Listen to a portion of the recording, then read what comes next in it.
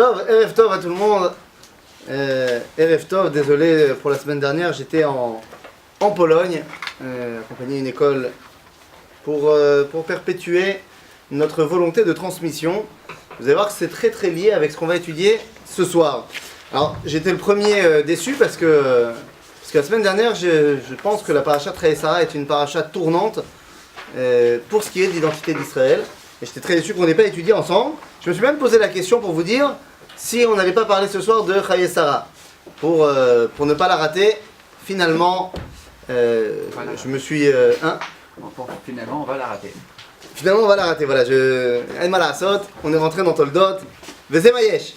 Et d'ailleurs, je commencerai tout simplement en posant cette question-là qui me vient directement de ces terres de Pologne. J'ai terminé mon groupe en leur disant, en posant une question. Faire un cours, c'est compliqué, c'est facile en fonction du personnage, mais je pense que pour tout le monde, que ce soit difficile ou pas de faire le cours, ce qui est encore plus difficile, c'est de trouver le titre. Bon, ici le titre, il est facile, c'est une expression empruntée, mais trouver un titre de manière générale, c'est pas facile. Et il en va de même pour la tradition d'Israël. Comment va-t-on appeler les parachiotes ? Ah ouais, il a bien fallu que quelqu'un se creuse la tête pour se dire comment est-ce qu'on appelle la paracha. Alors, il est de coutume de dire que la paracha est nommée en fonction du premier mot ou alors du premier mot important de la paracha. Bereshit, bah oui, ça commence Bereshit bara Elohim, je sais pas moi, Lech Lecha, c'est facile. Lech Lecha, ça commence comme ça. Ah bah non, ça commence Vayomer Hashem el Avraham. Lech Lecha. Bon, on a voulu dire que Lech Lecha c'est le plus important. Je veux bien. Pourquoi notre paracha s'appelle donc tel Toldot? Alors parce que je l'ai marqué ici dans la source numéro 1. Vele Toldot Yitzhak ben Avraham. Donc vous me dites, tout naturellement, puisque le premier pasouk c'est Vele Toldot Yitzhak ben Avraham, vous l'auriez appelé vous aussi j'imagine Toldot. Ben voilà, moi je l'aurais appelé Yitzhak. Pourquoi? C'est-à-dire comme Chayei Sarah. Ça marche pas. Ah, tu dis parce qu'il y a marqué Vaïou Chayei Sarah. Mais non, parce que là, à la limite, Vaïou, le deuxième mot c'est Chayei Sarah. Par exemple, ici aussi, Vele Toldot. Non, je pensais que tu allais me dire, parce que quoi? Le sujet de la paracha. Donc tu dis Yitzhak c'est le sujet de la paracha. Je pensais que tu allais me donner un autre argument. Et il y a exactement la même configuration de phrases qui revient dans il y a quelques parachiotes. Ve'ele Toldot Noach. Et comment est-ce qu'on a appelé la paracha? Noach. Donc là, Ve'ele Toldot Yitzhak. Boum, appelle ça Yitzhak. Et lama. Il semblerait que la tradition d'Israël nous enseigne quelque chose de très important. Lorsqu'on parle de Ve'ele Toldot Noach, c'est qui important, l'important dans l'histoire? Noach. Ve'ele Toldot Noach, Noach ish tzadik tamid b'dorota. C'est-à-dire, à l'époque de Noach, celui qui est important pour la transmission, c'est Noach. Et donc Ve'ele Toldot Noach, c'est Noach qu'on garde. Ici, dans notre paracha, et ça ouvre sur ce qu'on va étudier ce soir, Ve'ele Toldot Yitzhak ben Avraham, celui qui est important, c'est pas Yitzhak. C'est pas un plus Avraham. C'est Toldot. C'est-à-dire, ceux qui vont être importants pour la transmission du message d'Israël, c'est plus Avraham et Yitzhak, c'est Yaakov et Esav. La paracha s'appelle Toldot. Car c'est ça le mot important de la soirée. Ve'ele Toldot Yitzhak ben Avraham, l'important, c'est Toldot. On aurait pas pu dire justement Toldot Yitzhak, regardez les mots, comme on a dit Chayei Sarah, et on n'a pas dit ça, on a dit Chayei Sarah. Mais c'est pas l'important. Il n'y a personne qui a rédigé ça, c'est-à-dire, c'est la tradition d'Israël, les Doré Dorot, qui a dit que ça s'appelait Toldot. C'est manienne. On veut éclipser quelque part Avraham et Yitzhak, ça, ils ont eu leur parachiote, Achav Zezé. La morte qu'on va retrouver Yitzhak tout au long de la paracha. Mais semble-t-il, tout est centralisé autour de ce que représente Yaakov et Esav. Et là, on est obligé d'y aller. On est obligé d'y aller parce que cette paracha, vous allez voir dans la feuille de source, il y a énormément de versets. J'ai amené énormément des versets de la paracha, qui peut dire, on pourrait presque s'arrêter à une étude karaïte ce soir de la paracha. Car les versets eux-mêmes sont extrêmement parlants, si du moins on sait les lire. Parce qu'il y a énormément de versets qui sont stumim. Rachid le dira d'ailleurs. des versets qui nous amènent des éléments qui n'ont volontairement pas été expliqués. Et ça va être donc notre travail d'essayer de comprendre. Ok? Donc, Ve'ele toldot Yitzhak ben Avraham, Avraham olidet Yitzhak, beseder. Et là, directement, la Torah enchaîne en nous disant Vayitrotsetsu abanim bekirba. Bon. J'ai sauté toute la partie où Rivka n'arrive pas à avoir d'enfant, entre parenthèses. Et là, Yitzhak va aller prier. Mais elle aussi va prier, nous dit Srazal. Seulement la Torah nous dit Vayater lo. Le nochach ishto. Ça veut dire qu'il a écouté sa tfila à lui et pas sa tfila à elle. Que nous dit Srazal? Oui, parce que la tfila d'un tzadik ben tzadik, c'est beaucoup plus grand que celle d'un tzadik ben racha. Or, Rivka, elle est tzadika, bon, fille de Bethuel, pas top, alors que Yitzhak est fils de Abraham. Sauf que là, on se dit, mais non, au contraire, celui qui avait grandi dans une famille pas top et qui a réussi à s'élever au niveau de Rivka, c'est encore mieux. Eh bien non, parce qu'au niveau psychologique, Freud nous a déjà expliqué que c'est un point de base qu'on veut se révolter contre le père. Donc si mon père c'est Abraham, la première chose que j'ai envie de faire, c'est quoi? De ne pas être tzaddik comme Abraham. Si mon père il est rachat comme Bethuel, y a pas, c'est évident que je vais être tzaddik, c'est pour embêter mon père. Donc si maintenant Abraham a un fils et que ce fils réussit également à être tzaddik, ça veut dire que chez lui, la tzidkout elle est pour de vrai. Parce qu'il aurait dû se révolter contre son père.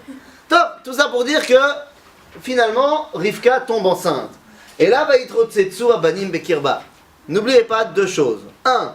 Rivka n'est pas le lecteur de la Torah, c'est-à-dire qu'elle n'a pas toute la paracha devant les yeux, elle vit les événements au jour le jour. Deuxièmement, et là je vais vous balancer une info complètement incroyable, Chidush Atzum, à l'époque de Rivka et Yitzhak, il n'y a pas d'échographie. Chidush. Chidush pourquoi? Eh bien parce que tant qu'on ne lui a pas dit, elle n'est pas censée savoir qu'il y a des jumeaux. Gardez bien à l'esprit cette idée-là. D'accord? Vayitrotsetsu abanim bekirba.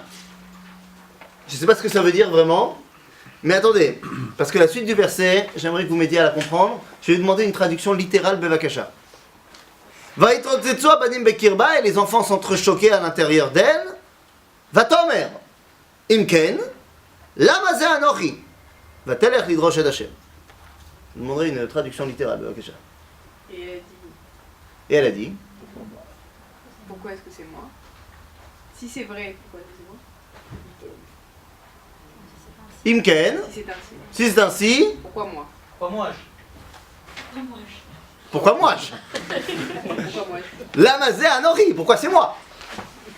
Si c'est ainsi, pourquoi c'est moi? C'est à la limite de la Ola Hadasha, quoi. À la limite de la Ola Hadasha. Et encore, elle est en Rama Aleph. Qu'est-ce que ça veut dire? Comment c'est traduit dans la Bible du rabbinat? Si c'est ainsi, pourquoi cela m'arrive-t-il? C'est très joli, mais c'est pas ce qui est marqué. Alors de quoi on parle?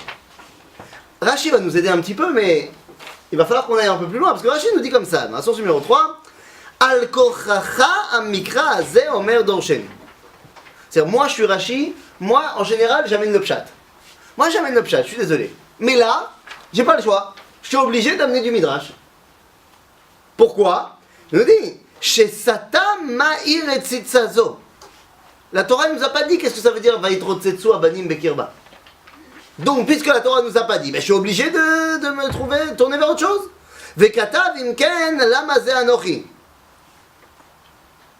C'est-à-dire que Rachid nous explique, si tu veux comprendre ce que c'est Vayitrotsetsu abanim, la clé se trouve dans lama ze anochi. J'ai toujours pas compris ce que ça voulait dire. On va voir. Rabotenu darshu leshon ritza. Qu'est-ce que ça veut dire? Qu'elle courait. זה אומר, כשהייתה עוברת על פתרי תורה של שם ועבר, יעקב רץ ומפרכס לצאת. עוברת על פתרי עבודה זרה, עשיו מפרכס לצאת. Ok.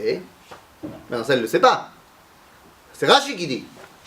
Elle dit juste, elle ressent quelque chose. Lorsqu'elle se tourne vers les Baté Midrash de Shem Ve'ever, elle sent que ça bouge. Lorsqu'elle va dans les bâtés Avodah Zara, elle sent que ça bouge. Ah, donc c'est clair. La mazé anochi. D'accord, c'est clair? Mais vadaï. Allez, 5 minutes sur ce que c'est que la Avodah Zara.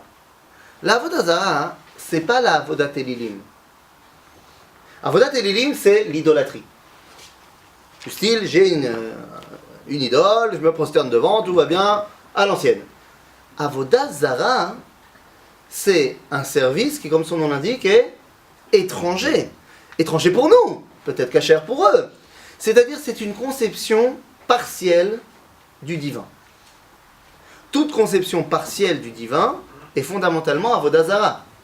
C'était quoi la Avodah Zara à la base? C'était de prendre les différents dévoilements de Dieu et d'en faire une divinité. C'est-à-dire, au départ, les gens pensaient que simplement en servant le soleil, on servait le ministre du patron. Ils ont oublié simplement que ça venait du patron. Mais le soleil n'est qu'un des dévoilements du Créateur. La chaleur, le soleil. Il y a un autre dévoilement qui va s'appeler la lune, un autre dévoilement, ainsi de suite. Et donc la Avodah Zara, si vous voulez, c'est la prise séparée de tous les dévoilements de Dieu dans le monde. En d'autres termes, les forces de la nature. Chacune prise séparément, eh bien, ça va nous créer toutes les idolâtries, toutes les Avodot Zarot, tous les différents panthéons divins de toutes les cultures. Jusque-là, vous êtes avec moi? Ça veut dire que ce sont des expressions dans ce monde-ci. Il n'y a pas dans la mythologie de transcendance. Je m'explique. On va prendre la mythologie grecque qui est la plus connue. C'est qui le patron? Zeus. Attendez, Zeus c'est pas le premier. Zeus n'est qu'un enfant. De qui? C'est l'enfant de Chronos. Il a voulu le bouffer et finalement ils lui ont mis une pierre à la place parce que... Vous ne connaissez pas? Il faut qu'on fasse un cours de mythologie peut-être. Chronos. Mais Chronos lui-même est un titan. Ce n'est que l'enfant avec Rhea, c'était sa sœur. Bon, passe après, hein, ça d'ailleurs. Ce sont les enfants de qui? De Uranus et Gaïa, qui sont respectivement le ciel et la terre, qui eux-mêmes sont les enfants de Chaos, du chaos, Tohu Vavohu. En d'autres termes, les Grecs, et d'où vient le chaos, on ne sait pas trop. C'est-à-dire que pour les Grecs, la Torah commence au pasuk bet, Ve'aretz haïta, Tohu Vavohu. Pour dire que je ne peux pas, quand je suis grec, m'élever au-delà de ce qui est l'expression dans ce monde. Il n'y a pas d'où il vient le chaos. C'est Mayesh. C'est-à-dire, je ne peux pas parler de transcendance. À partir de ce moment-là, je comprends que la Avodah Zara, c'est ce qui est valable et visible ici. Ah. Donc c'est quoi le nom de Dieu lorsque je parle de ce monde-ci? Comment est-ce que je vais appeler ce dévoilement de Dieu lorsqu'il est le dévoilement d'ici? Eh bien, tout simplement, Zé. D'où je le sais? Regardez la source numéro 5. On va commencer par la 5. Qu'est-ce qu'on a dit dans la Shirat Hayam, lorsqu'on est sorti d'Égypte et que donc on a pu véritablement voir le dévoilement divin? On a dit Ozi vezimratia, vaïlili shua, Zé Eli ve'anveu. Je ne vous ai pas mis Rashi, mais Rashi nous dit Kol ze en ze slicha el hadavar sheefshar leharot be'etzba. Zé. Oh, zé. Zé, Dieu. Ok? Agav, c'est également la signification du mot Hallel. On avait fait le shiur sur le Ma'atzmaut. On avait expliqué, le Hallel, ça veut dire désigner. Zé. Ok? Donc, Zé, c'est le nom de Dieu lorsqu'il se dévoile ici. Et c'est donc pas pour rien que les Grecs l'ont compris. Et qu'ils ont décidé d'appeler le chef des dieux Zeus. Zé. C'est pas anodin. Maintenant, lorsqu'il y a un dévoilement qui dépasse les lois de la nature, lorsqu'il y a le transcendant, le créateur qui vient parler, comment s'appelle-t-il? Eh bien, regardez la source numéro 4. Anochi, Hashem Elohecha, Asher hotzaticha me'eretz Mitzrayim. Anochi, c'est le dévoilement de Dieu dans la transcendance. Donc maintenant tout est clair. La pauvre Rivka, elle ne sait pas qu'elle a 2 enfants. Elle sait juste que lorsqu'elle passe devant le territoire de Zé, ça bouge. Et lorsqu'elle passe devant le territoire de Anochi, ça bouge. Elle comprend pas. Quel est le Dieu de cet enfant qui va naître? Quel est son domaine de prédilection? Vayitrotsetsu abanim bekirba. Vatomer. Imken. Imken quoi? Set itrotsetsut. Si ça bouge comme ça. Imken. Lama. Zé. Anochi. Le Dieu de cet enfant, c'est Zé ou c'est Anochi? Le seul qui peut m'aider, c'est qui? Vatelech lidrosh et Hashem. Ok?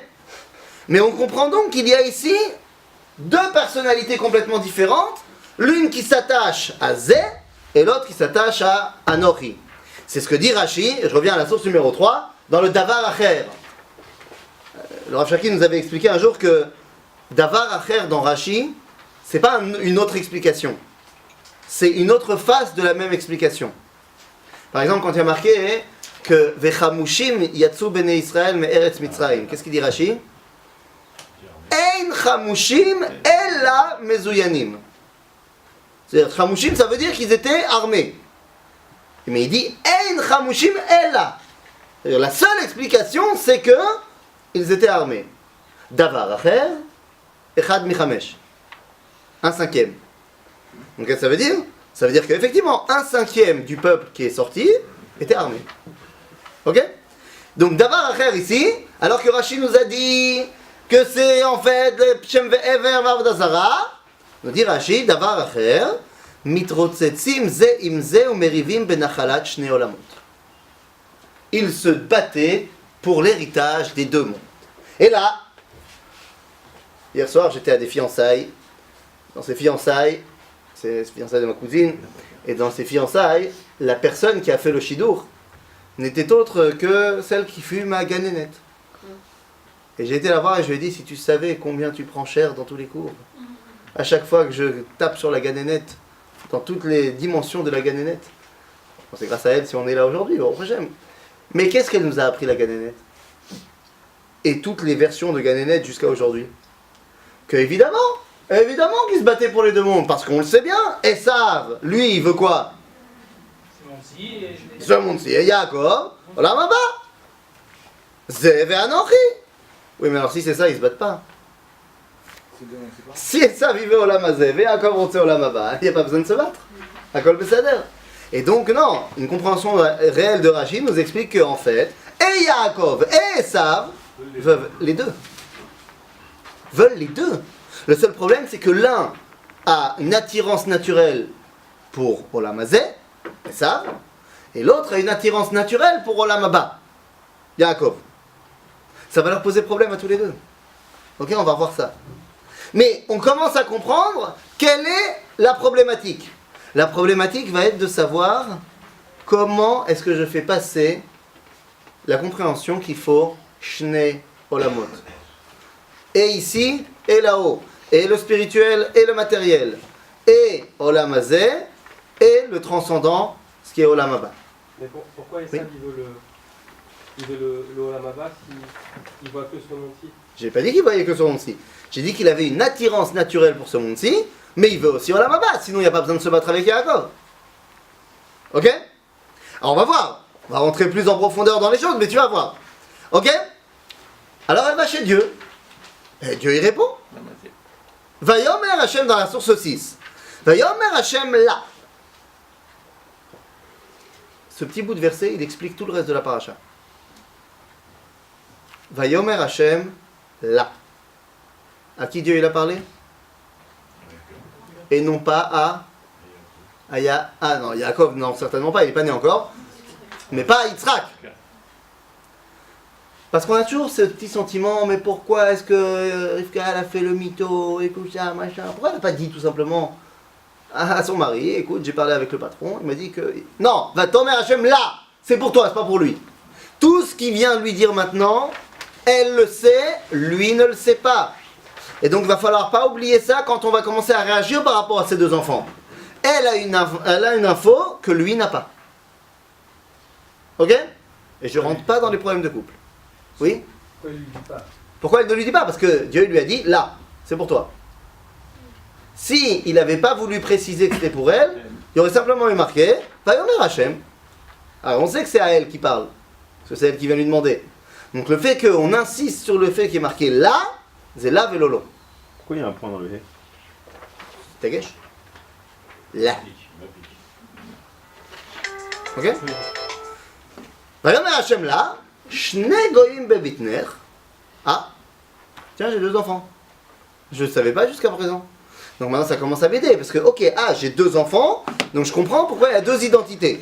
Bon, mais attention, Shne goyim bebitner, ou Shne leumim, mime'aich yiparedu. Ou leom mileom yematz, verav yavot tzair. Là, j'apprends plein de choses. D'abord, j'apprends qu'il y a 2 identités. J'apprends que lorsqu'ils sont dans le ventre, ils sont encore unis. Ce n'est uniquement lorsqu'ils sortent, ou mime'aich yiparedu. Mais qui va se séparer? Ou Shne leumim, des identités nationales. Et c'est pour ça que Rashi vient et nous dit, regardez ici dans la source numéro 7, quand il lui dit Vayomer Hashem la Shne goyim bebitner, ça veut évidemment dire 2 peuples. Seulement Rashi s'empresse de nous dire Geim ktiv. Il n'y a pas marqué comme il aurait dû avoir marqué. Il y a marqué avec 2 yud, comme si c'était des géants. Geim, des mecs beaux gosses. Elu Antoninus verabi. Il a été très très très loin là. Antoninus verabi. Mise Antoninus, c'est-à-dire César. C'est-à-dire, semble-t-il, d'après les concordances historiques, qu'on parle de Marc Aurèle Antonin, philosophe stoïcien à ses heures perdues. Et Rabbi, c'est qui? Rabbi Yehuda Hanassi. C'est-à-dire, le plus grand des descendants de Yaakov, face au plus grand des représentants de ce qui est Esav. Esav qui va devenir Edom, Rome, César. Et là, on voit que, on le sait d'ailleurs au niveau historique, qu'Antoninus et Rabbi étaient potes. À tel point qu'Antoninus va exempter Tibériade d'impôts. Ce qui va permettre à l'écriture de la Mishnah. Pour rassembler les Chachamim. Donc ça va, ils sont copains. Donc tu vois que c'est faisable. C'est faisable d'être copain. Vadaï, c'est faisable d'être copain. Quand? Lorsque une seule des identités nationales s'exprime. À ce moment-là, qui est le patron? César. Rabbi est le patron de quoi? De Olam Haba. Antonin est le patron de Olam Hazé. Donc à ce moment-là, on revient à ce qu'on disait tout à l'heure. À ce niveau-là, il n'y a pas de raison de se disputer. Lui, il a ça, lui, il a ça. Dira Jésus plus tard, il faut rendre à Dieu ce qui appartient à Dieu et à César ce qui appartient à César. On se sépare complètement. Spoiler, on n'est pas chrétien. C'est-à-dire? Donc on comprend déjà que là, il y a un bug. Mais là, on voit que, alors que nous dit Rashi, Geim ktiv elo Antoninus verabi, shelo pasku me'al shulchanam lo tznon velo chazeret. Lo bimot hachama velo bimot hagshamim. Ushne leumim, Rashi ne peut pas s'arrêter là. Mazé, shne leumim, en leom ella malchut. L'expression nationale, c'est pas un groupe d'Israéliens qui habitent à New York et qui mangent des falafels en disant Marie. C'est pas ça, Léom. Léom, c'est un État. C'est une identité nationale exprimée, en d'autres termes, un État. Et donc Rashi vient nous expliquer ce que dit le Pasuk. Shne goyim bebitner, ou shne leumim mime'aich yiparedu. Sache qu'il va y avoir 2 États, 2 identités nationales exprimées. L'une est attirée par Olam Hazé, mais cherche quand même l'autre. L'autre est attiré par Olam Haba, tout en devant chercher quand même l'autre. Donc maintenant, elle comprend qu'il y a véritablement cette dualité entre les deux. Ok, alors qu'est-ce qu'on fait maintenant? Vayigdelu haneharim. J'ai sauté quelque chose, c'est ça. Mais la reine, la source numéro 8, pour bien expliquer ça, la Gemara, dans le traité de Megillah, nous dit Ine, im yomar lecha adam, à propos de Yerushalayim et de Césarée. Césarée, il faut remettre les choses dans leur contexte. Césarée, à l'époque de nos sages, des Tanaïm, c'était la capitale des Romains en Israël. Et c'était la ville construite par Hérode, c'était ça va. Donc on nous dit la Gemara, si on te dit Im lormar lecha adam, charvu shtehem, que et Césarée et Jérusalem, évidemment on ne parle pas des villes elles-mêmes, mais de ce qu'elles représentent. Si on te dit les 2 sont détruits, n'y crois pas. Si on te dit les 2 sont construites comme il faut, n'y crois pas. Si on te dit Césarée est construite, Jérusalem est détruite, crois-le. Ou si on te dit Jérusalem est construite, Jérusalem est détruite, crois-le. Qu'est-ce que cela veut dire? C'est-à-dire que les deux ne peuvent pas coexister en même temps. Qui? C'est-à-dire que les deux, en tant qu'identité nationale, ne peuvent pas coexister. Elles vont forcément se disputer. Ok? Alors qu'est-ce qu'on fait maintenant qu'on le sait?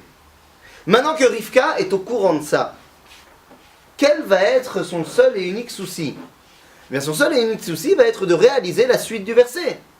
Parce qu'on n'a pas lu la fin du verset. Vérav, et Avot Tsaïr. Elle le sait que c'est au plus jeune que va revenir le droit de diriger.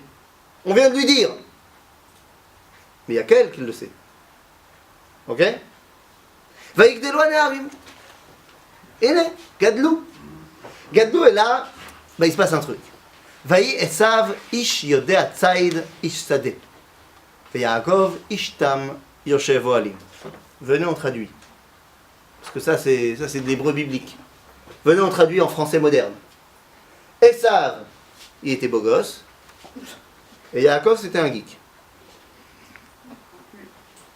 Aaron? C'est bon, c'est une bonne traduction, je pense. Enfin, l'homme des champs aujourd'hui, c'est pas non plus la folie. Non, mais l'homme des champs, ça veut dire l'homme des champs pour l'époque. Plus Charlie Ingalls, quoi. Non, pas du tout, pas du tout. Tu traduis mal. Tu ne mets pas le traducteur universel au niveau de l'époque. L'homme Ish Yodea Tsaïd, c'est le businessman international. C'est minimum, non parce que Steve Jobs c'est aussi un peu un geek, mais c'est minimum le mec qui a fait et Polytechnique et HEC et qui est refait avant d'avoir commencé sa carrière. C'est lui. Parce que Masé Yodea Tsaïd, le mec il s'est chassé quoi. Le mec il est capable de ramener à manger à toute la tribu. C'est ça qui est chaud. Maintenant moi, je me pose une question.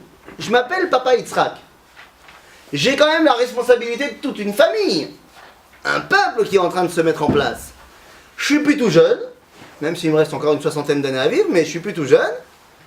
Il va falloir que je commence à m'occuper d'un successeur. Qui je vais choisir? Le mec qui est capable de porter la famille et de la faire traverser les rivières, les montagnes, les familles. Le mec, tu peux lui faire confiance. Le mec, il est là. Ou alors celui qui a les lunettes. Sans aucune... je n'attaque personne à lunettes, bien évidemment. Mais le mec qui est dans la tente et étudie la Torah, à qui je vais confier le soin de gérer la famille. Vous êtes à la place de Yitzhak, vous choisissez qui? Baruch que vous choisissez Esav. Évidemment. Il y a un mec qui est capable de gérer ce monde-ci et il y a un mec qui a la tête dans les étoiles. Nous. Baruch que tu choisis Esav. Et d'ailleurs, c'est exactement ce qui est marqué ici. Vaïkdelo Neharim, vaï Esav ish yodea tsaïd, ish sadeh, veYaakov ish tam yoshevo alim. Vayehav Yitzhak et Esav. Lama?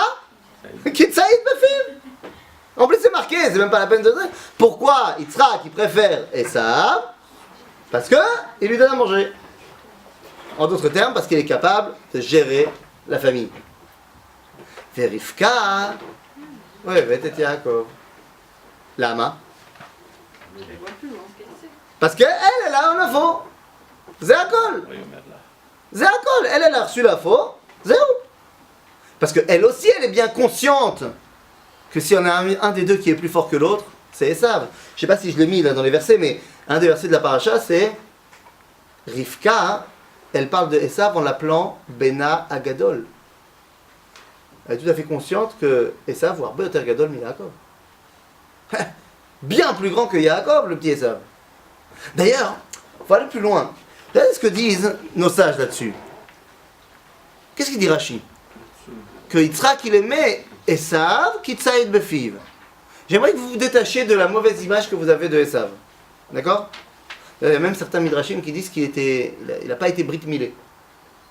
Oui, je viens d'inventer un mot. Il y a certains midrashim qui disent qu'il n'a pas été brit milé. Pourquoi? C'est intéressant d'ailleurs de dire que quand il est né, il était roux.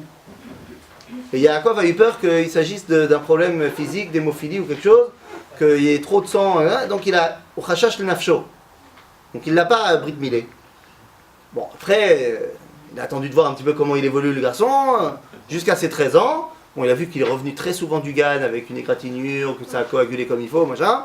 Et donc, c'est bon, là on est sûr qu'il supporte bien, on y va. Là, Zohamad al-Dato, il a dit non, non, moi je. Pas bête la bête. J'ai vu le couteau, il a dit non. Et donc, d'après certains Midrashim, Esav, il est resté pas Maoul. C'est ça aussi la connotation de Esav, Assoui, Shalem. On lui a rien enlevé. Quoi qu'il en soit, ça c'est du Midrash. Je reviens à Rashi, qui est plus proche du Pshat.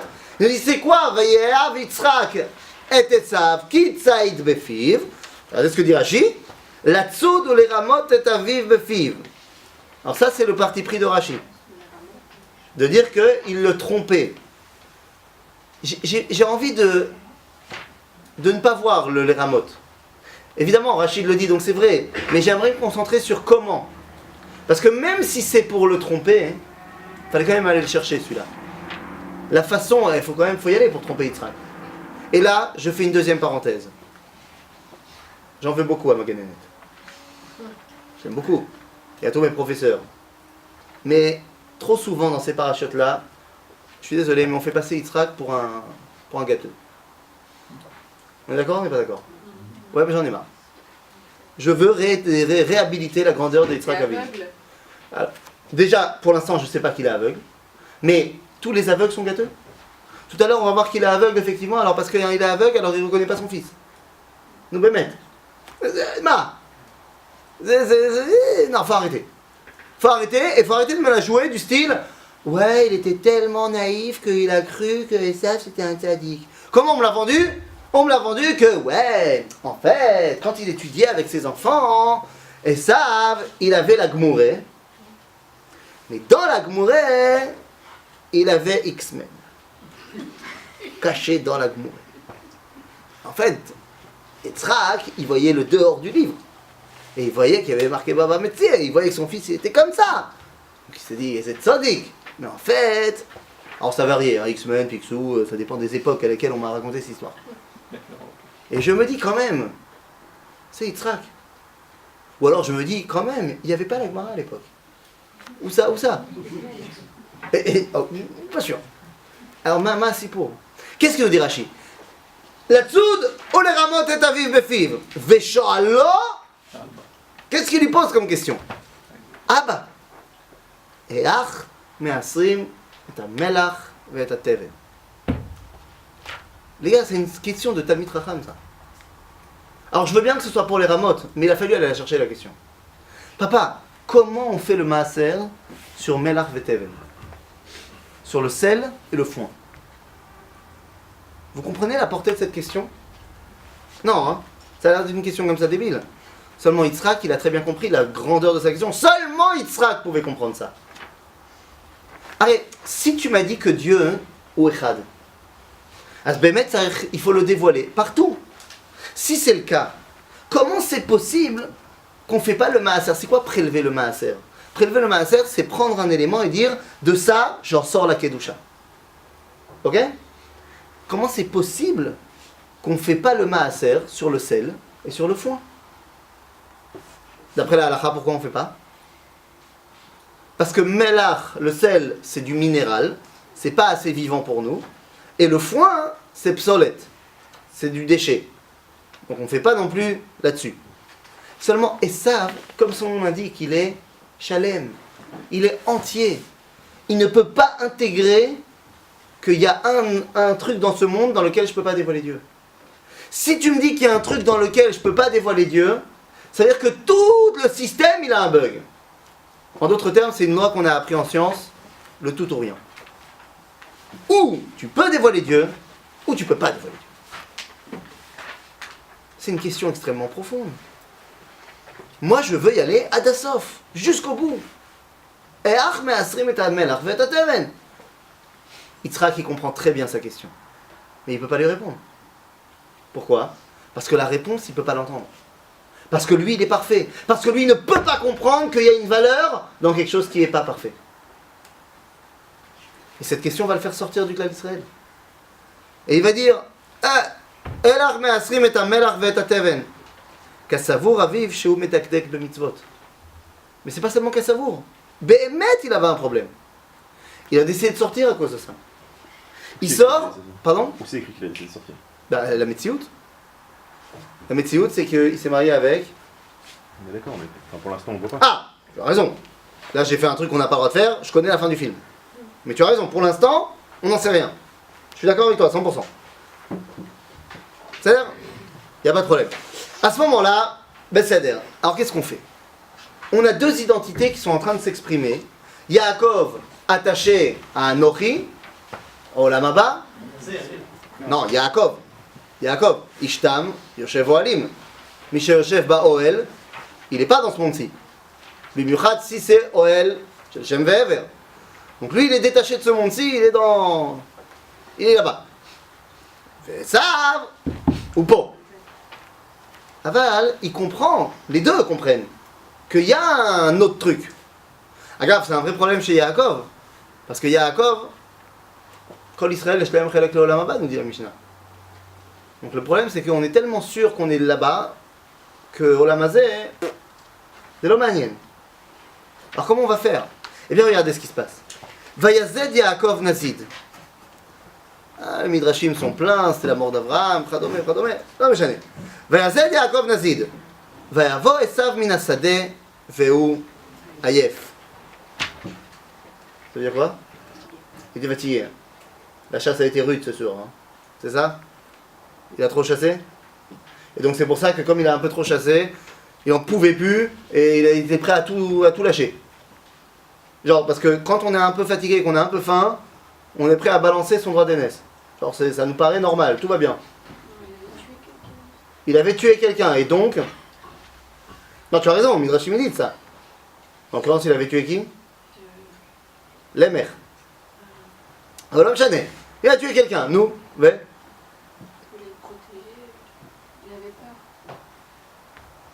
Et ça se ressent où, là, dans le verset? Là, je sais juste qu'il est fatigué. A priori. Moi, j'ai un grand problème avec le fait qu'il est fatigué, parce qu'il n'est pas fatigué. Ou Tsaïd Befiv. Ou Tsaïd, Yodea Tsaïd, c'est un mec Ishtadé. Quoi? Parce qu'il a été chassé, alors il est crevé? On n'a juste pas compris ce que ça voulait dire Ayef. Toi, tu m'as dit il est fatigué. Mais le problème, c'est que tu n'as pas voulu volontairement, peut-être, je ne sais pas, tu n'as pas voulu lire la source numéro 12. La source numéro 12, on la connaît pourtant. C'est Birkot HaShachar. Ce qu'on dit tous les matins. Qu'est-ce qu'on dit? Baruch Ata Hashem, Elokeinu melech haolam, Hanoten. Ah, donc celui qui est fatigué, physiquement, qui a besoin de Kohar, comment il s'appelle? Il n'est pas Ayef. Ou Yaef. Et non pas Ayef. Quand tu es fatigué physiquement, ça s'appelle dans le judaïsme Yaef. Quand tu es fatigué autrement, ça s'appelle Ayef. Mais de quoi il est fatigué, notre Esav? Eh bien, regardez. Vayazed Yaakov Nazid, vayavo Esav min hasadeh vehu Ayef, vayomer Esav el Yaakov, aliteni na min ha'adom ha'adom hazeh. Donne-moi de ce rouge qui est... C'est la couleur de ce monde-ci, c'est la couleur de la vie, c'est la couleur... Azeh. Lama, je ne veux me rattacher que Azeh. Lama, qui Ayef Anochi. Je suis fatigué de chercher Anochi. Ayef mais Anochi. Ah, non, matzeh. Non, matzliach. Non, Yaakov, il voit qu'il y a une ouverture. Il y a quelque chose à faire. Parce que regardez ce qu'il lui dit. Kayef Anochi, Alken Karash Mo Edom. Vayomer Yaakov, Mecha Kayom et Bechoratra Li. Pourquoi il accepterait? Pourquoi il accepterait? Alors parce qu'il ne trouve pas l'Anochi, alors il est prêt à renoncer à Zé? Ben oui, parce que quelqu'un qui est entier comme lui, il sait qu'il y a Ezé et Anochi. S'il est incapable d'arriver à Anochi, Gamolam Zé, ça n'a plus vraiment d'intérêt. Il y a un bug dans tout le système. Et Yaakov lui dit Michael kayom et bechoratra li. Vayomer Esav, ine anochi olech lamut. Vous avez vu à qui il a emprunté sa phrase? Là, c'est pas Esav qui parle. C'est Nietzsche qui parle. Qu'est-ce qu'il a dit Nietzsche? Dans Ainsi parlait Zarathustra. Dieu est mort J'étais à son enterrement. D'accord? Quoi? Dieu m'a rejeté à son enterrement. Il est. Anochi olach lamut. Ce dévoilement-là, il est totalement inaccessible, c'est pas possible. Ah, c'est comme ça. Anochi olach lamut. Velama ze li bechora. À ce moment-là, gam ze lo shavé. Bon, alors qu'est-ce qu'on fait? ויאמר יעקב ישבל לי כיום וישבל לו וימכור את בכורתו ליעקב ויעקב נתן לעשיו לחם ונזיד עדשים ויאכל וישת ויקום וילך ויבז עשיו את הבכורה. À ce moment-là, Yaakov a pris la Bechora de Esav. En d'autres termes, il a commencé à prendre les qualités de Esav. Et ça va être fondamental, cette histoire. Yaakov commence à opérer en lui un shinui, un changement qui va être fondamental et crucial, vous allez voir dans quelques minutes. Yaakov est en passe de devenir quelque chose d'autre. Esav est en train de sortir du tableau. Et là, le texte, comme de par hasard, sort de Yaakov et Esav pour revenir à Yitzhak. Et tout d'un coup, maintenant, on va nous parler de Yitzhak tout seul. Perso, je pense que l'histoire qui nous est racontée maintenant, dans le chapitre Kavav, se passe avant la naissance de Yaakov et Esav. Pourquoi je pense ça? Parce que s'ils ont déjà Yaakov et Esav, je vois mal comment ils peuvent faire avaler à Avimelech que Rivka c'est sa sœur. Et connaissant le bonhomme Esav, je vois mal comment il aurait passé sous silence qu'on prend sa maman. Donc j'ai envie de penser que ça se passe avant. Mais pourquoi c'est mis ici? Parce que c'est une transition pour l'avenir. On va nous expliquer maintenant quel va être l'enjeu de ce changement opéré chez Yaakov. L'enjeu, c'est ce verset-là. On parle de Yitzhak, qui finalement est arrivé lui aussi en Eretz Pelishtim parce qu'il y a eu la famine.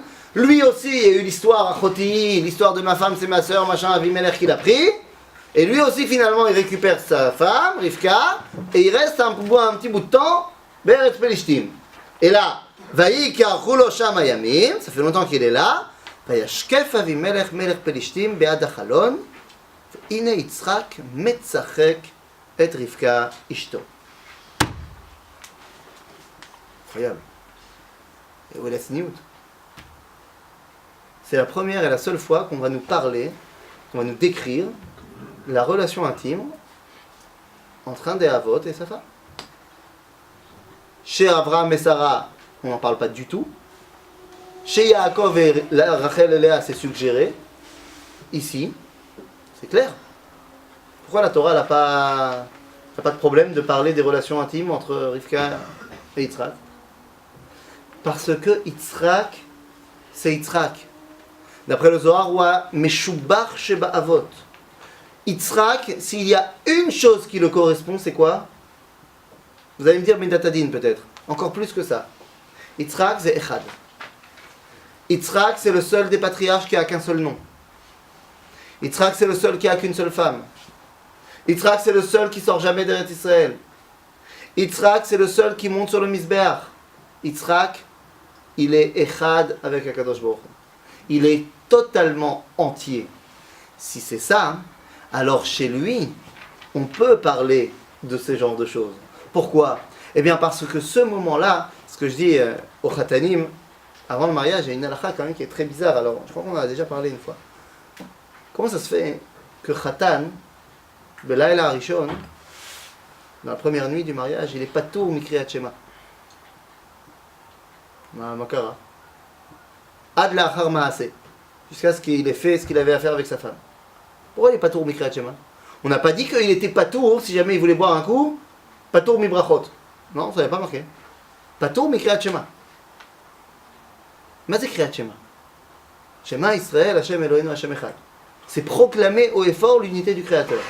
Le problème que j'ai quand je dis ça, et on l'a déjà dit, je dois me cacher les yeux. Pourquoi? Parce que ce que je dis est en contradiction complète avec ce que je vis. Dans ce monde-ci, je ne vois pas l'unité. Je vois des choses complètement différentes. Dans ce monde-ci, 1 et 1 ça fait 2. Ça ne fait pas 1. Donc je me cache les yeux. Ah bah lorsqu'un homme il va avec sa femme, sans vous faire de dessin, pas la peine. Quand un homme il va avec sa femme, c'est le seul moment où Baolam Hazeh, deux choses deviennent un. Donc le Khatan, le premier soir, il est pas tour Kriyat Shema. Pourquoi? Parce qu'il est Kriyat Shema. Il n'y a pas besoin de le dire. Ce qu'il fait, c'est Kriyat Shema. Yitzhak ou Kriyat Shema. Pourquoi juste pour la nuit du mariage? Pourquoi juste la nuit de noces, c'est pas toutes les... Ah, parce que... Celui-ci déjà, Yann à la brioche. Par exemple, par exemple. La sortie du milieu, parce que... Non, la Chayv te dit, parce que ou Taroud. Taroud baiser. C'est-à-dire, Kol Marshavto baiser. Après, quand c'est la nuit du mikvé, t'es pas forcément Taroud à fond là-dedans, donc t'as le temps de prendre 5 minutes pour faire vite, tranquilloum, et ensuite tu reviens à la maison. C'est-à-dire, Gamkach à Agav, le problème il est que quand elle ressort du mikvé, c'est la nuit. Donc le temps qu'elle a été au mikvé pendant la nuit, toi tu as eu le temps de faire Kriyat Shema. T'es pépère. C'est-à-dire, donc il y a une notion que là c'est la première fois, machin, Agav, la halakha dit, si c'est une Betula, c'est une Almana, c'est pour après. C'est-à-dire, parce que c'est moins Taroud. Ah non, gêne. Yitzhak ou Kriyat Shema. Yitzhak il représente l'unité de ces valeurs-là. L'unité, pas seulement que deux corps font plus qu'un, mais que lorsque tu t'unis avec ta femme, c'est exactement la prise de conscience que Olam Hazeh ve Olam Haba en beyachad. Mais oui. Pourquoi Metzachek, pourquoi tu donnes le pérouge d'être avec sa femme? Ah, tu dis peut-être ils jouent au Playmobil. Je sais pas, mais peut-être qu'ils ont un moment où ils rigolent et ça. Ils étaient en train de... Non. Chazal nous dit que c'est ça qu'on parle. Et pourquoi? Et Vaïra, qui est qui les regarde? Avimelech. Comment ça, pourquoi? Bah, il regardait par la fenêtre, peut-être qu'il voulait voir un oiseau, et pouf, il est tombé. Non, Baruch, qu'il est là pour voir de quoi on parle. Et c'est là qu'il va dire hop hop hop, donc c'est pas sa sœur. Ça, c'est l'histoire de. Il m'a fait croire que c'était sa sœur. Non. Ok? Besséder. Donc Yitzhak, il est en train de dévoiler au monde entier, en l'occurrence à Yaakov et Esav, qu'il y a une volonté, une possibilité d'unir véritablement les mondes. On va voir si les enfants ils ont compris. Oui? Non, ça m'a paru bizarre, vous avez tellement insisté sur Yitzhak, c'est l'un ou l'unité, que d'Yitzhak est sorti aussi alors Esav. Je veux dire. Enfin. C'est Metsuyan. C'est Metsuyan. Si c'était de lui. Il mouille à Kol Karshalem. Donc qu'est-ce qu'il aurait fallu qu'il se passe en vrai? Qu'est-ce qu'il aurait fallu qu'il se passe en vrai?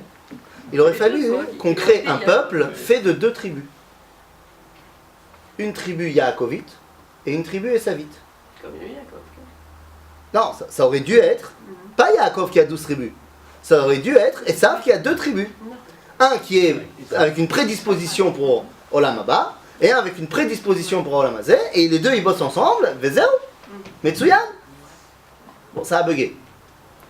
Ça a bugué parce que les deux en fait ils n'étaient pas prêts à cela. On va voir. Et donc ce qui se passe c'est que ou on se met ensemble, ou je tue un des deux pour que moi, je réalise ça chez moi. Maintenant, Yaakov, je te fais un spoiler dans plusieurs semaines, Yaakov, au final, il aurait dû réparer son erreur. Il a 12 tribus. Mais la Torah nous mentionne bien qu'en plus des 12 tribus, il a, en plus des 12 fils, il a une fille. Il va falloir la marier. Avec qui? Avec Esav.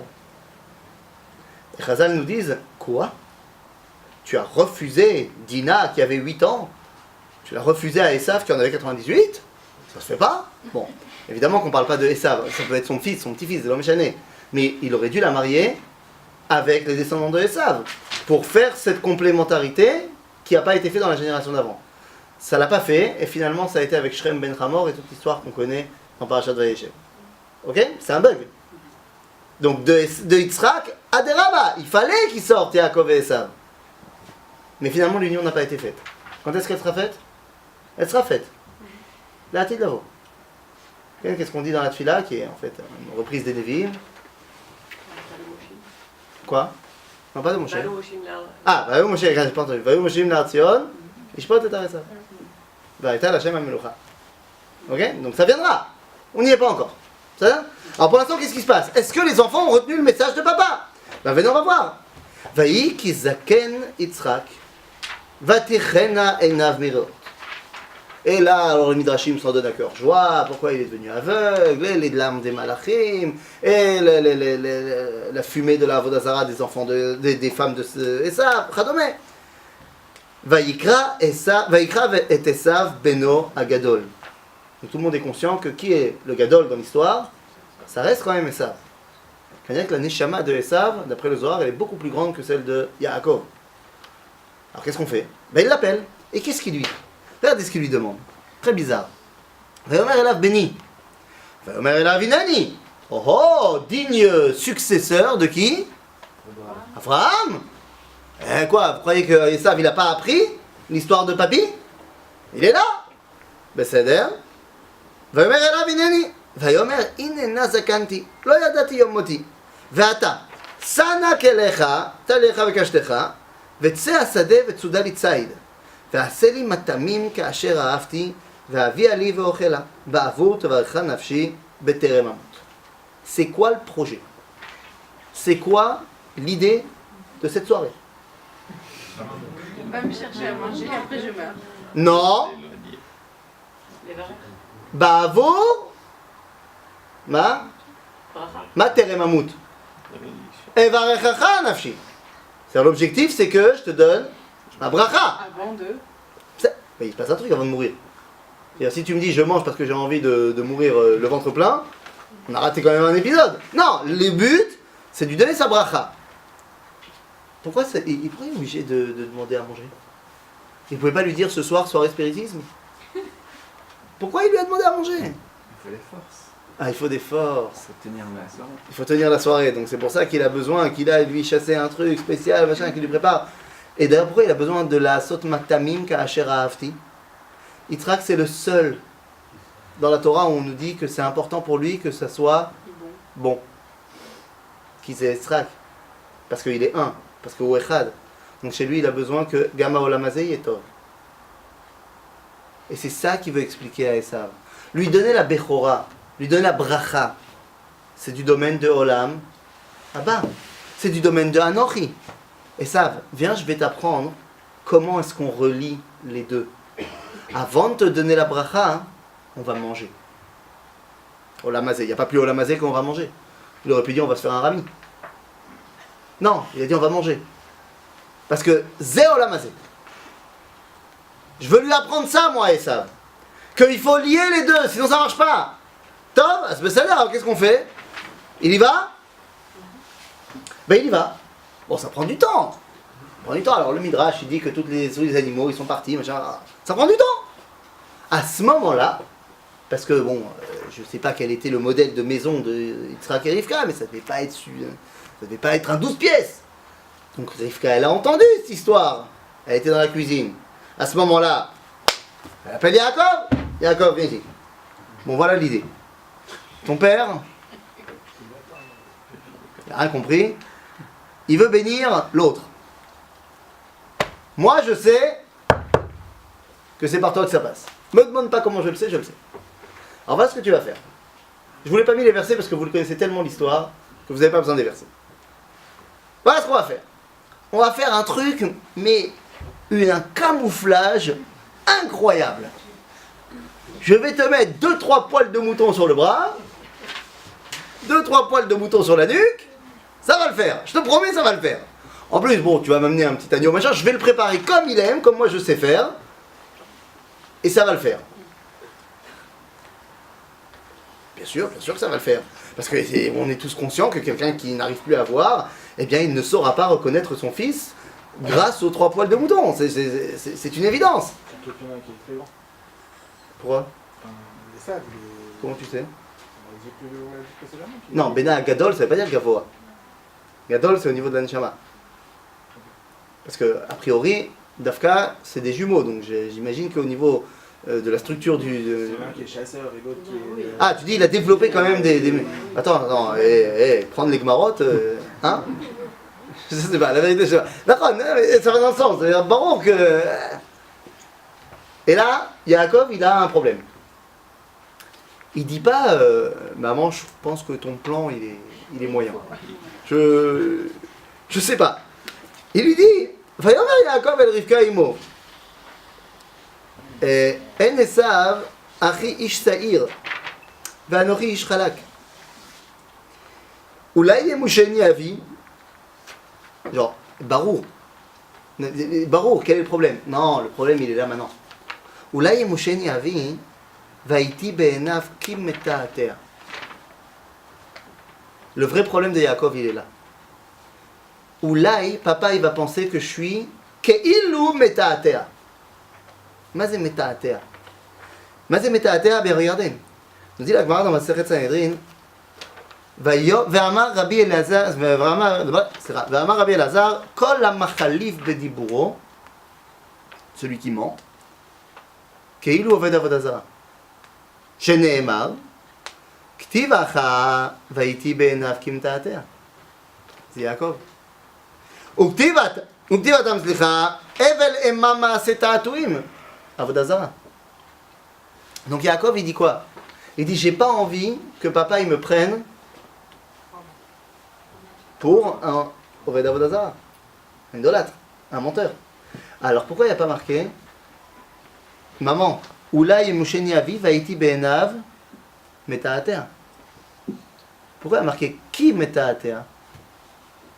Eh bien ça, c'est un... Je fais ma deuxième parenthèse de la soirée pour passer mon coup de gueule.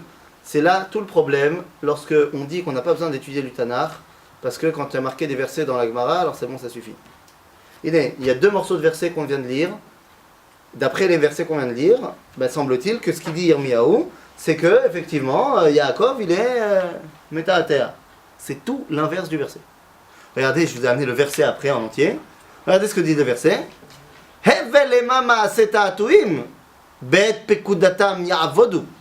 Donc effectivement, là, ça parle de pas bien. Ceux qui font la avodah zara. C'est quoi la suite? Dans la source 17. Ah, Hevel emama setatuim, c'est du vent, c'est Hevel, c'est peu. Ma setatuim, les gens qui font la avodah zara. Mais la suite du verset, c'est quoi? Loka elech elek Yaakov. Yaakov, il n'est pas comme ça. Donc c'est tout l'inverse. Et c'est pour ça que Yaakov il dit à son père, à sa mère, j'ai pas envie que, aux yeux de papa, je sois Ke'ilu meta'ater. Je vais lui mentir. Ken. Ah ben en fait, je vais pas vraiment lui mentir. Ça sera Ke'ilu, je lui mens. Parce que Behemet, il m'a donné la Bechora. Donc c'est pas vraiment un mensonge. Mais à ses yeux, ça sera un mensonge. En fait, s'il me donne la bracha, ça ne fera que dévoiler une vérité plus profonde qu'il ne le connaît pas, lui. Mais je ne veux pas passer par là. Seulement, qu'est-ce qu'elle dit, Rivka? Elle dit, Alaï qu'il est la trabéni. T'inquiète pas, j'y vais. Enfin, vas-y, c'est moi qui t'ai dit. Pourquoi il accepte? Pourquoi il accepte? Il accepte parce que je vous rappelle qu'elle ne vient pas en tant que maman. Elle ne vient pas en tant que maman, face à papa. Elle vient en tant que Nivia. Elle dit, t'as pas compris? Moi j'ai un plan, je te dis pas encore pourquoi, mais c'est à toi d'y aller. Et il s'exécute. Et lorsqu'il rentre dans la tente, bug c'est pour Yitzhak. Yitzhak ne le reconnaît plus.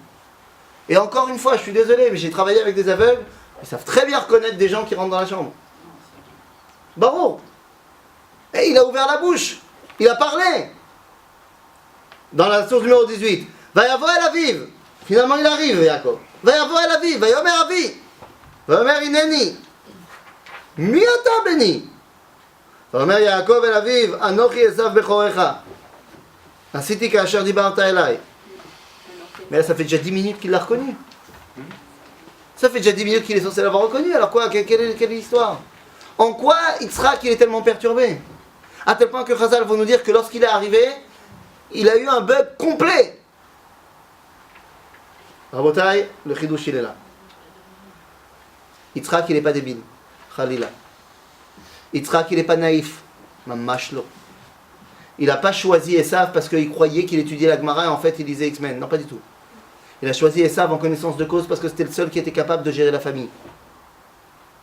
Et là maintenant, Yaakov est en train de rentrer dans la tente et Yitzhak, tout ce qui est Yitzhak, la lucidité même, celui qui est capable de dire à son père, attache-moi pour que je ne sois pas un korban pasoul.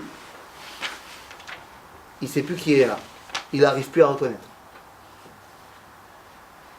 Le chidouche, il est qu'à ce moment-là, On voit dans les psukim qu'il n'arrive pas à le reconnaître. ah oui, il lui dit Miata Beni. Non. Attends, il lui dit Asher dibarta elai, kumna shva, ואכלה מצדי בעבור תברך נפשי. ויאמר יצחק אל בנו, מה זה מיהרת למצוא בני? ויאמר כי יקרא השם אלוהיך לפניי. ויאמר יצחק אל יעקב, גשנה ואמושך בני. Il n'arrête pas lui d'essayer de vérifier qui c'est. Il y a un bug. Tu prends le pshat, quoi. Vraiment qu'il est Bravo. connu. Maintenant, je prends le pshat, mais je le rends pas naïf. Oui, 2 secondes. Oui. Non, mais même si on prend le Attends. chat, il y a marqué Vayomer Yitzhak El Yaakov. Non, mais Vayomer Yitzhak El Yaakov, c'est le narrateur qui dit ça. Si. C'est une phrase qui vient du narrateur, de Moshe. C'est vrai. Il lui dit pas ça. Il lui dit pas Vayomer Yitzhak, Yaakov, Miata Beni. Mais comme le nom il est cité. Oui, mais le nom est cité parce que nous on sait dans l'histoire. Nous on a vu le director's cut, nous on connaît l'histoire. C'est vrai. Effectivement, juste avant, il y a marqué Vayomer Yaakov El Beno. Peut-être qu'à ce moment-là où il dit Vayomer Yaakov El Yitzhak, Vayomer Yitzhak El Yaakov. Il dit pas Vayomer Yitzhak El Yaakov. Où tu vas marquer ça? Il y a marqué Vayomer Yitzhak El Yaakov. Et juste avant, Ah, oui, nous. Beno. Et là, Beno, mais c'est pas lequel, il y en a 2, je te signale. Le narrateur, il aurait pu continuer Vayomer Yitzhak El Beno. Genre, Ah. il sait pas qui c'est. Là, Ça il a veut dire, reconnu que c'était tu mets une coucha sur le narrateur, mais c'est pas une vraie coucha dans la mesure où c'est pas Yitzhak qui dit ça. C'est j'entends ce que tu dis, j'ai pas envie de le relever en tant que coucha parce que, encore une fois, c'est pas Yitzhak qui parle. Donc les Chora, ça me dérange pas. Oui? Une petite parenthèse sur Rivka. Il y a vraiment une éclat sur elle. Parce que je me souviens que je parlais avec mon beau-père. Après, on n'entend plus parler de Rivka. C'est comme si elle disparaît un peu. Et plus tard, On entendra parler de Dvorah Meneket Rivka. comme Ok, ça, d'accord. ok. Bidou. Comme si elle disparaissait maintenant. Il y a un prix à payer à tout ça. D'accord. Tu as raison. C'est une histoire qui disparaît en filigrane. D'accord. Oui? Mais en fait, quand il a racheté le roi d'Énès, il a rien acheté en fait. Parce que là, il vient piquer la bracha par derrière. C'est Bidou Kainian. Mais pourquoi il a demandé ce roi d'Énès? Oh! Parce qu'à ce moment-là, et c'est là que je veux en venir, Yitzhak n'est pas naïf. C'est pas le coup des poils de mouton qui l'ont fait quoi que ce soit. Au moment où Yaakov, du moins celui que la Torah appelle Yaakov, rentre dans la pièce, Ani Rotze Liton, j'ai envie de tenter le coup en disant qu'en fait, celui qui rentre dans la tente, c'est pas Yaakov. C'est pas Esav non plus. C'est un tierce personnage qui vient d'arriver dans le casting. J'ai envie de dire qu'à ce moment-là, effectivement, celui qui rentre dans la tente, il ne le sait même pas, lui, en l'occurrence. Qui lui? Celui qui rentre. Il ne sait même pas qui il est. Et Yitzhak est le seul à comprendre qu'il y a un truc qui se passe là. Celui qui rentre dans la tente, c'est Israël. Yaakov, il est en train de devenir Israël. C'est pas le même personnage. D'ailleurs, ça termine en disant... Quoi? Qu'est-ce qu'il y a? Tu comprends plus rien. Il est trop tard. Il y a trop de monde là. Attends, regarde, attends, temps mort. C'est la feuille. Regarde, reste là. T'es consciente qu'il y a un mec qui s'appelle Yaakov? Jusque-là, on est bon. Attends. Yaakov, t'as vu la fin du film? Tu sais qu'à un moment donné, il va se faire appeler Israël. Et que ce nom Israël, c'est pas seulement un nom, ça représente une étape complètement différente de son identité. Ok? Yofi. Ce que je veux te dire, c'est qu'à ce moment-là, alors qu'officiellement il n'est pas encore Israël, à ce moment-là, il est devenu Israël. Et donc celui qui rentre dans la tente, c'est plus Yaakov le Chnoun avec les lunettes. C'est oui Yaakov le Chnoun avec les lunettes, concrètement, physiquement. Si t'avais été là filmé, c'est Yaakov que tu vois. Aval Yitzhak, il comprend que c'est pas Yaakov. Maintenant, il ne l'appelle pas encore Israël, parce qu'il n'y a pas encore le nom qui a été donné par Dieu, alors il l'appelle autrement. C'est comment il l'appelle? Regarde la fin du verset. Regarde la fin comment il l'appelle. Il lui dit... Velo ikiro. Ah, c'est rare. Vayomer Yitzhak el Yaakov, Geshana ve'amushecha beni. Atta ze beni Esav. Imlo. Vayigash Yaakov el Yitzhak, aviv, vayemusheu. Vayomer, il lui donne son nom. Akol kol Yaakov, vayadayim yedei Esav. Tu veux la définition de ce que c'est Israël? Israël, c'est Akol kol Yaakov, vayadayim yedei Esav. Et il arrive. Il ne sait même pas comment il s'appelle. Il n'y a que Yitzhak qui comprend ce qui est en train de se passer. Il comprend très bien ce qui est en train de se passer. Regarde, à tel point il comprend. Akol kol Yaakov vayadayim yedei Esav. Velo ikiro. Ki hayu yadav kidei Esav achiv. Soarot. Vayivarcheu.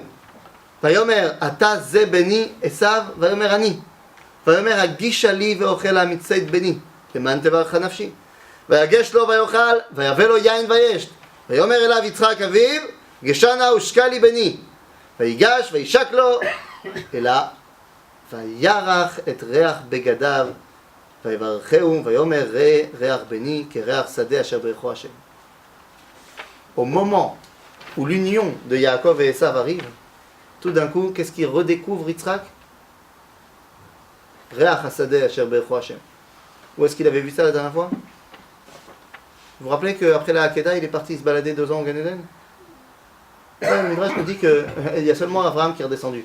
D'après la Torah. Ils sont montés tous les deux. Et après, Abraham il repart. On n'entend plus parler d'Yitzhak. Donc le Midrash il dit, il est parti pendant 2 ans, balade au Gan Eden. Sababa. Yitzhak, il est conscient que ce personnage qui rentre maintenant, c'est lui qui dévoile Reach Hasadeh Asher Berecho Hashem. Il lui donne la bracha. À ce moment-là, le processus de israélisation, c'est-à-dire d'union de Olam Hazeh et Olam Haba, est en marche. Oui? Il y a quand même quelque chose qui ne va pas trop dans cette interprétation, c'est que à la fin, quand arrive Esav, on voit bien dans les versets la frayeur de Yitzhak. Baruch. Donc ça veut dire qu'il est bien. On ne peut pas interpréter qu'il est conscient du fait qu'il est en train de bénir un autre qu'Esav. Nachon, tu as raison. Il est persuadé, c'est-à-dire, il a compris qu'il y a une union. Il y a Kol Yaakov et Adam et Esav. Mais qu'est-ce qu'il croyait? Que c'est Esav qui avait pris le col de Yaakov. C'est-à-dire, qui lui l'a envoyé pour faire cette union-là? Esav. Donc il est choqué de voir qu'il a réussi. Et quand Esav finalement arrive, il se rend compte que c'était pas Esav tout à l'heure qui a réussi à prendre les midotes de Yaakov, mais c'était bel et bien Yaakov qui a pris les midotes de Esav. D'ailleurs, juste après cette histoire-là, il rappelle Yaakov et il lui donne une deuxième bracha. C'était quoi la deuxième bracha? C'est Birkat Avraham. C'est-à-dire quoi? L'héritage de la terre d'Israël. C'est à aucun moment l'héritage de la terre d'Israël a été mis en marloquette. Elle a été donnée à Yaakov Panim Glouyot. L'héritage, c'était l'héritage de Olam Hazeh im Birkat Shamayim. C'est-à-dire l'union de Olam Hazeh et Olam Haba. C'est de ça qu'on parle ici dans cette paracha. Ok? Oui? Et ça, quelque part, quand on a dit au départ qu'il avait... c'était un chasseur, mais quelque part qu'il avait cette connaissance et il posait des questions laïniennes, etc. Est-ce qu'à ce moment-là, pourquoi à ce moment-là, il n'était pas arrivé à la... Ah, parce que Wayef Anochi, finalement, comme il n'a pas eu de réponse, il est parti en cacahuète.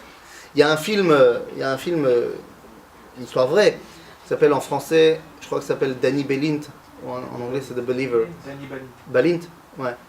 L'histoire d'un jeune juif néo-nazi aux États-Unis qui va aller très très loin dans son délire parce qu'il n'a pas reçu de réponse à ses questions quand il était jeune. Et donc il lâche tout à tel point qu'il devient néo-nazi et fomente un attentat dans une synagogue à New York, comme ça. Il est inspiré d'une histoire vraie. Maintenant, c'est parce qu'il n'avait pas reçu ses réponses quand il était jeune. Alors il a tout lâché et il est parti en cacahuète. Et ça, pareil. Kiaïef Anoch. Ok? Oui? Ce que j'ai entendu aussi, et ça corrobore un peu avec ce que tu viens de dire, ça concerne l'héritage. C'est en fait pourquoi Esav a vendu si facilement son droit d'aînesse, parce qu'il avait, on dit que c'était la période où Abraham était en train de mourir, parce qu'en fait il préparait un plat de deuil, Oui, tout à fait. et qu'en fait il avait entendu de la part de Abraham que l'héritage qu'il aurait en tant qu'aîné, c'était les 400 ans d'esclavage. Et qu'en fait, quelque part... il n'était pas prêt à gérer ça. Il n'est pas prêt à gérer ça, et qu'en fait, au niveau du Olam Hazeh, il n'en voulait pas, et qu'il était prêt à le faire. Et c'est pour ça que je comprends mieux que, en fait, Yaakov, quand il se présente auprès de Yitzhak, il devient Israël, puisqu'en fait, il accepte... Lui, il accepte cet héritage-là. Il a fait mal. Oui? Quel événement dans cet épisode fait que Yaakov devient Israël? Oh!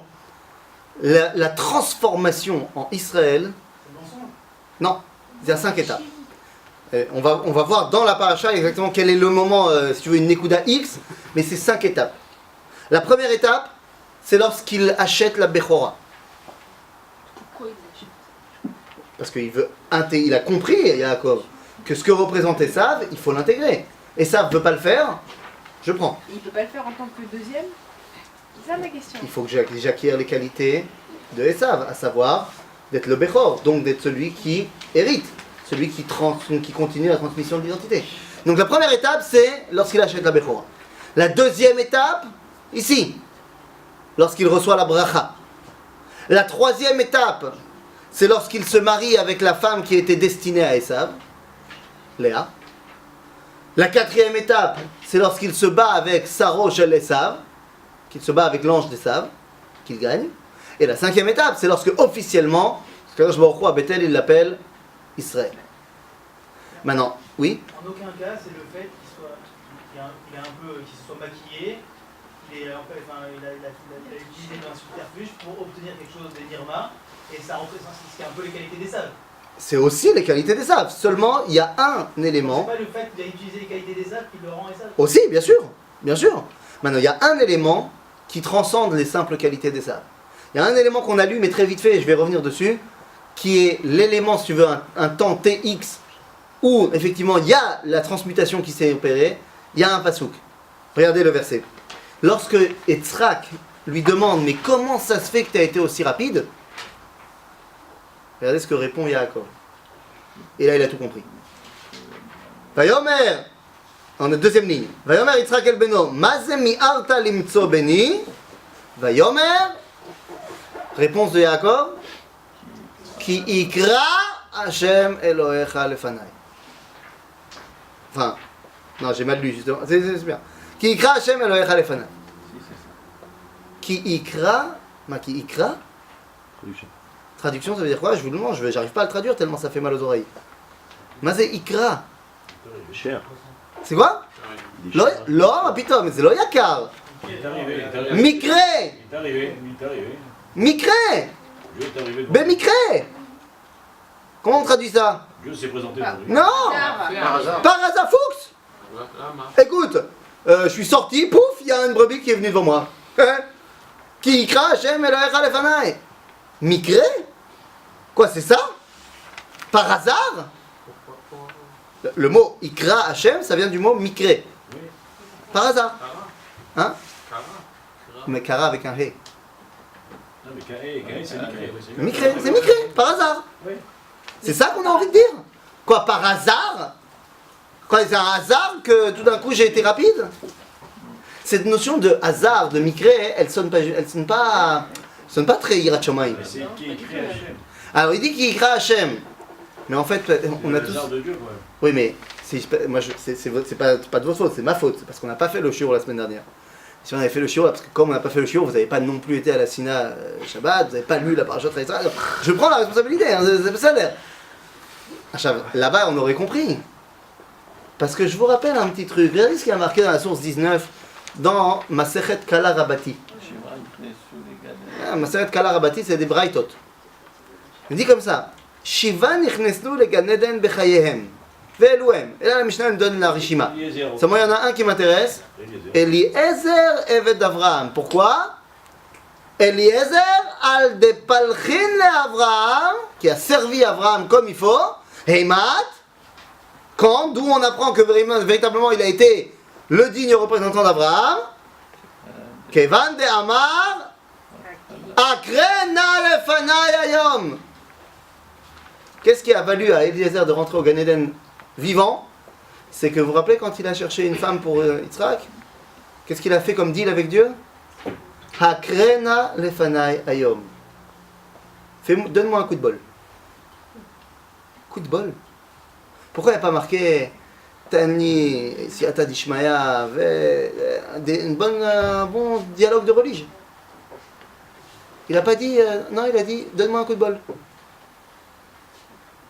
Parce que Eliezer et Yaakov, ils ont tous compris. Amikre, c'est l'union de Olam Hazeh et Olam Haba. Parce qu'il n'y a rien qui ressemble plus aux lois de la nature. Bah écoute, la brebis elle était là, elle voulait marcher là, elle marchait là, elle était attirée par son instinct. Aval Ze HaKadosh Baruch Hu. Il n'y a pas plus union des deux mondes que de dire Ikra Hashem Elohecha lefanai. Là, j'ai vraiment compris. De la même façon que Eliezer, il avait compris. De la même façon que la Torah, elle a tellement compris que celui, au final, qui va réunir ça dans ce monde-ci, qui va le sortir. Et tout ça, au final, c'est pour amener à l'idéal de l'expression de la royauté d'Israël. On a commencé le shiur en disant Léom et Malchut. C'est qui va sortir la royauté d'Israël à l'idéal? David. David qui nous vient de Ruth et Boaz. Et comment c'est marqué là-bas que Boaz il va rencontrer Ruth? Eze Mikre. Vayiker Mikrea. Coup de bol du coup de bol. Parce qu'ils ont compris que c'est ça qui fait l'union entre Shamayim et Haaretz. Lorsque Yaakov il dit ça, c'est bon, on est lancé. On est lancé, au final ça marche. Et au final, la bracha elle va être donnée à Yaakov. Au final, ces toladot qui sont le début de la paracha vont devenir les toldot Yaakov. Le mot toldot, il apparaît 10 fois dans tout le Tanakh. 10 fois seulement. C'est magnifique. Dans ces 10 fois, une fois, il apparaît en ktiv chaser chaser. Une fois, il apparaît, 2 fois, il apparaît en ktiv malé. Et tout le reste du temps, il apparaît en ktiv moite-moite. C'est-à-dire, mazé ktiv chaser chaser, c'est sans vav. Ktiv malé avec les 2 vav. Ktiv moite-moite, c'est ou un vav au début ou un vav à la fin. Dans notre paracha, ktiv moite-moite. Un vav au début. Ça veut dire quoi un vav au début? C'est-à-dire que celui qui engendre la tolada, s'il y a le vav au début, ça veut dire qu'à ce niveau-là, c'est bon. Vu qu'il y a eu un bug à la fin, et ça, il n'y a pas le vav à la fin. S'il y a un vav à la fin et pas au début, c'est qu'au début, il y avait un bug, mais que ça s'est finalisé comme il faut. Bon, c'est magnifique de savoir que le seul moment où il n'y a pas de vav du tout, c'est Ve'ele Toldot Ishmael. On dirait que là-bas, il y a eu un bug dès au départ et à l'arrivée. Moi, je dis ça, je dis rien, mais c'est quand les 2 moments où il y a eu Vav au début et à la fin?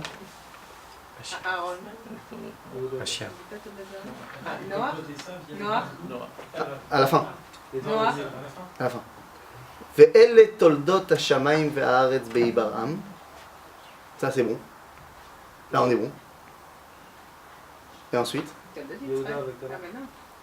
Ve'ele toldot Boaz. Parce qu'au début c'était bien Boaz.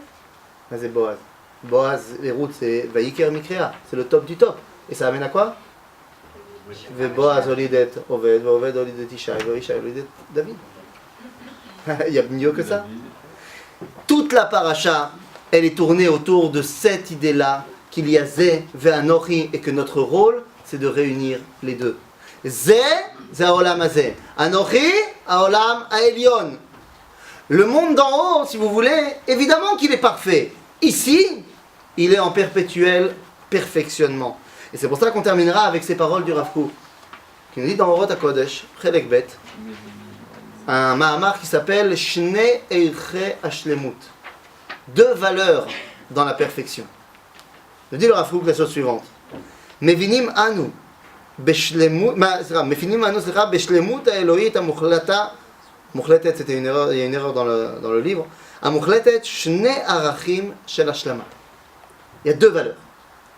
Erech echad shel hashlama, shemitzad godla vegmirata en shayach ba osafa shel ma'ala. Elle est parfaite. Ce qu'on appelle dans notre langage shlemut. C'est tip top. Hein? Ouais. Et ensuite, aval imlo aita efsharut shel osafa.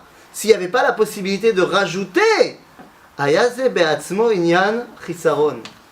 Si on n'y avait que ça, ben le fait que ce soit parfait, il y aurait eu un manque. Parce que ce monde, il n'est pas parfait. Alors qu'est-ce qu'on fait?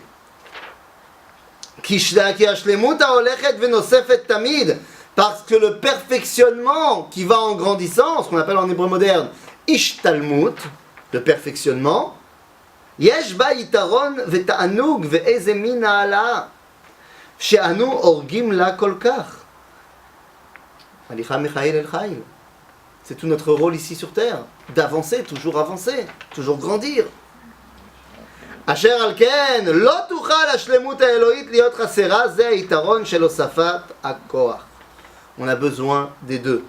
Il termine le Rav Kook en disant Va'avohu yamim va'yigdela or Hashem bechol od miluo. Ça sera le top. Je traduis en traduction libre. Ça sera le top. Va'yakiru hakol, et tout le monde comprendra. Chez Dafka Az yesh makom bina le'ashlemut amitbarechet שהקודש צריך לה, כשיש שלמות עליונה ועשירה. Sauf, il viendra un temps où on comprendra qu'il faut et la shlemut, et la ishtalmut, qu'il faut et anochi, et ze. À ce moment-là, והקודש צריך ברכה, ואין צריך צדקה. והיה ביום ההוא, יהיה השם אחד, הנה הוא retrouve, ושמו אחד. הוא ושמו דווקא. La parashat Toldot, elle a ouvert ce qui est l'idéal d'Israël. Avec Abraham, on avait l'idée qu'il faut dévoiler Midata Chesed ou Midata Din. Avec Yitzhak, on a dévoilé que cette Midata Din doit maintenant pouvoir s'inscrire dans une réalité.